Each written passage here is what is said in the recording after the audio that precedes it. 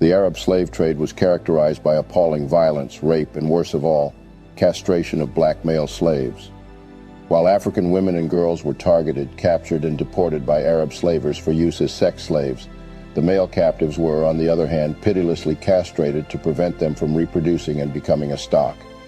Castration of male slaves became a habit among slave traders due to the fact that they were in higher demand, stronger, noted to work faster and more efficiently, and were not a threat to slave masters and owners who feared that their wives, concubines, and female slaves would have affairs with them. The suffering inflicted on the victims of castration was profound, encompassing physical and psychological trauma. Castration was done to boys between the ages of 9 and 12, as it was believed that they survived the process more than an adult or adolescent. Although very many did not survive the process, as they often died during or after the harrowing operation. Whites died more, so slavers concentrated more on blacks. This was the darkest chapter in history that highlights the extent to which humans were dehumanized and exploited for gain. Here's a more detailed insight into this practice. 1. Economic factors.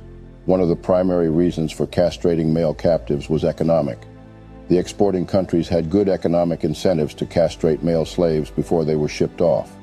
In the medieval slaving industry that was designed for exporting Slavic prisoners of war to the Arab world, castrating the slaves was an integral part of the process. Castration was then performed in the famous castration houses in Venice. Eunuchs, or castrated male slaves, were highly sought after due to their perceived trustworthiness and reliability. Eunuchs were considered valuable commodities in Arab societies, thus fetching much higher prices in slave markets compared to non-castrated slaves.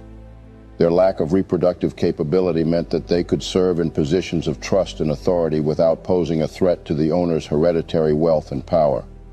Eunuchs were often employed in sensitive positions such as harem guards, administrative posts, and as servants in elite households.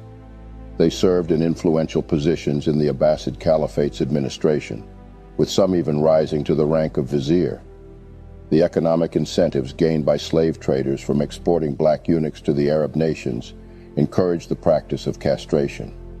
In some cases, such as the Zanj rebellion in the 9th century Iraq, castrated slaves were sought after to work in dangerous and demanding environments like salt mines. This practice had persisted for centuries in the Arab slave trade. As late as 1903, there were still 194 African eunuchs in service to the Ottoman ruling family. 2. Control and domination.